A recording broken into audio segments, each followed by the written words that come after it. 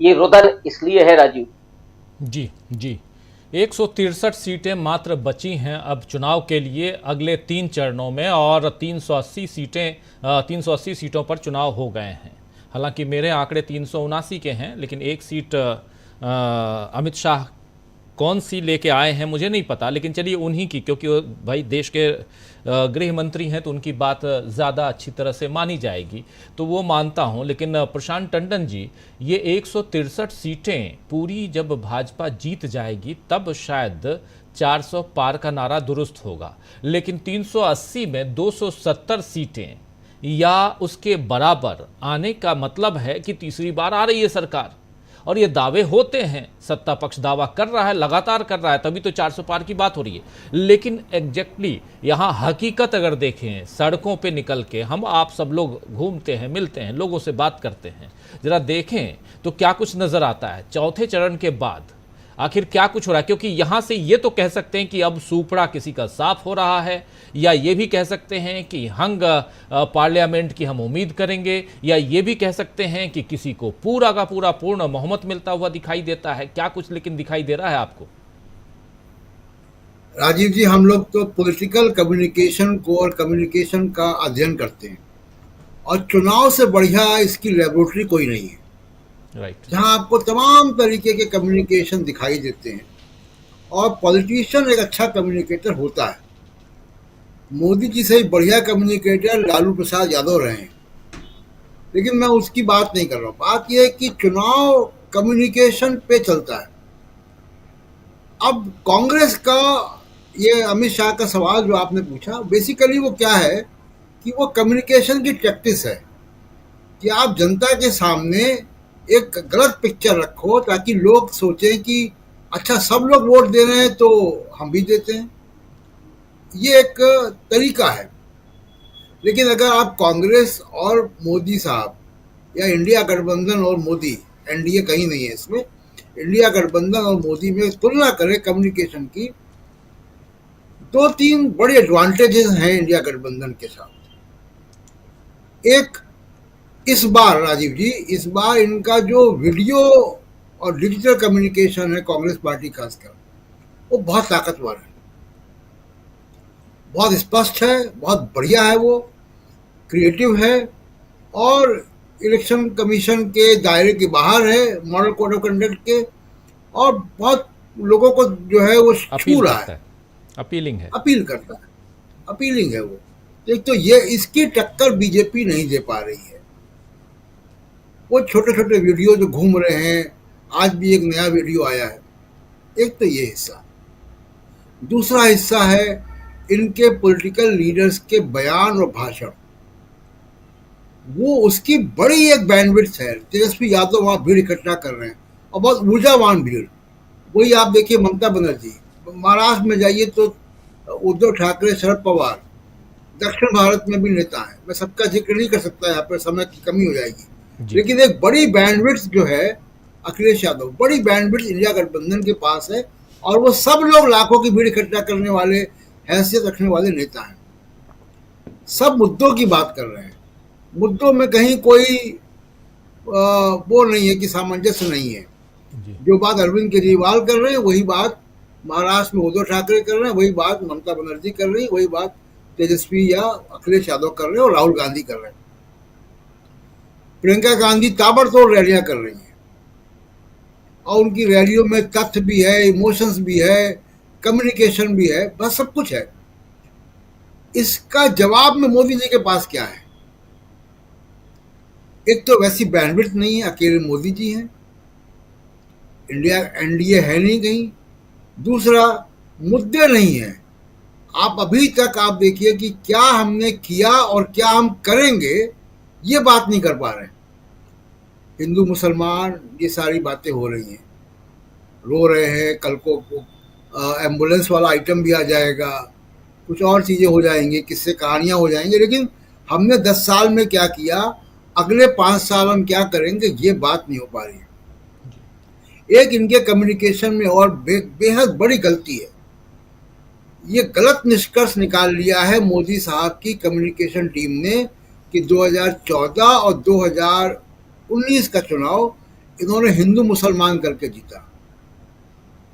कुछ विधानसभा के चुनाव जीते हैं, लेकिन लोकसभा का चुनाव हिंदू मुसलमान पे नहीं जीता है बीजेपी ने।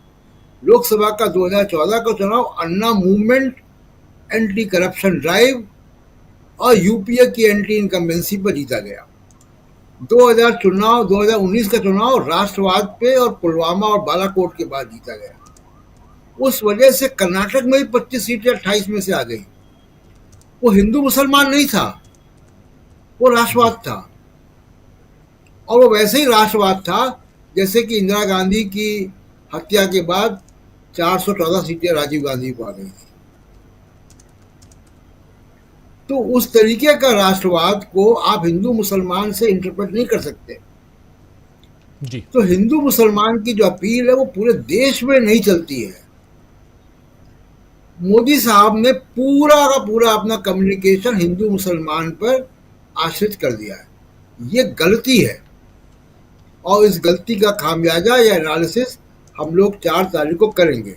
तो ये बेसिक गलतियां जो मोदी साहब के कम्युनिकेशन में हो रही है कि बहुत ज़्यादा निर्भर है वो हिंदू मुसलमान नैरेटिव पे, और वो अब नहीं काम कर रहा है। वो काम कर रहा होता तो हमको आपको उसकी ध्वनि सुनाई देती, उसके लिए कोई अलग से ऑसिलोमीटर नहीं लगाना पड़ता हमको।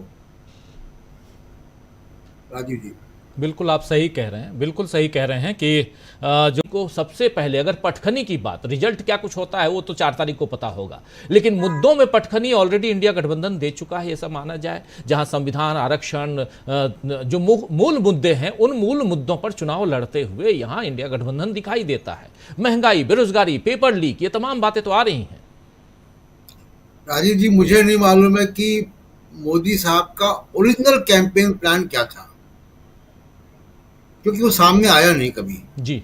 लेकिन जो मैं देख रहा हूं कि इंडिया गठबंधन के या कांग्रेस के मैनिफेस्टो के जारी होते ही उनका पूरा प्रचार लड़खड़ा गया और पटरी से उतर गया। 4 फेज बाद भी वापस वो पटरी पर नहीं आ पाया।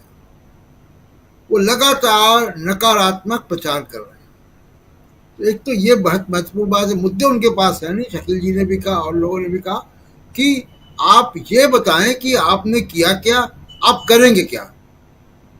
ये छोटी सी बात है, वो नहीं कर पा रहे। दुनिया भर की बातें हो रही, भैंस, मंगल सूत्र, तमाम बातें आ रही हैं, लेकिन वो बात नहीं आ रही कि आपने किया क्या और आगे क्या करेंगे। दूसरी बात, एक बहुत महत्वपूर्ण बात राजीव जी, कि मोदी से और बीजेपी से गलती कहाँ हुई है। ये टेलीविजन जो मीडियम है उसमें फंस गए, क्योंकि वो उनका दोस्त है।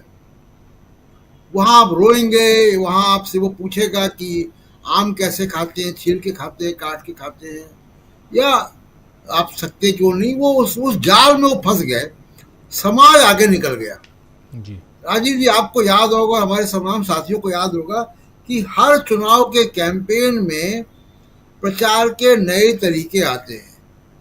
याद कीजिए कि जब आपकी मतलब आप बचपन का याद कीजिए, हम लोग बिल्ले आया करते थे चुनाव चिन्ह के, वो बिल्ले हम लोग लगाते थे। वो बिल्ले अब नहीं दिखते, पोस्टर नहीं दिखते। 90 के दशक में कटआउट आए दक्षिण भारत में, खासकर बड़े बड़े 80 और 90 के दशक में वो कटआउट गायब हो गए। तो हर चुनाव में नई टेक्निक्स आती हैं। सिनेमा में देखिए कि सिंगल स्क्रीन सिनेमा था, मल्टीप्लेक्स आ गया, अब OTT आ गया। जो शहरी युवा है वो तो नेटफ्लिक्स देख रहा, वो अमेजन प्राइम देख रहा। तो ये टेक्निक में मोदी जी इवॉल्व नहीं कर पाए। राहुल गांधी ने इसमें इवॉल्व कर लिया। उसमें एक बड़ा कंट्रीब्यूशन हुआ कि रील्स बहुत पॉपुलर हुई समाज में, खासकर युवाओं में। और दूसरा, कोरोना के लॉकडाउन के समय जो बच्चों की पढ़ाई ऑनलाइन हुई, उसने स्मार्टफोन और वीडियो की आदत डाल दी। आप सोचिए राजीव जी कि 2019 के चुनाव में या 2019 के पहले DB लाइव का क्या आकार इतना ही बड़ा जितना आज इतना बड़ा है? क्या उसका असर उतना ही था जितना आज है? बहुत, इसको कहें कि कई गुना तब्दीली आई है। इस मीडियम को मोदी जी समझ नहीं पाए। वो बड़ी रैलियां, हेलीकॉप्टर, रोड शो, गेंदे के फूल की माला में फंसे हुए हैं। राहुल गांधी को आप बहुत रेयरली देखेंगे गेंदे की फूल माला लटकाए घूम रहे।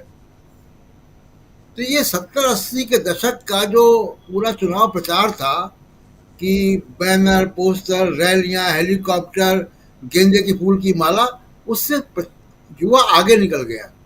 और राहुल गांधी ने, जैसा प्रोफेसर रविकांत भी कह रहे थे, एक नया वर्ग पैदा किया है।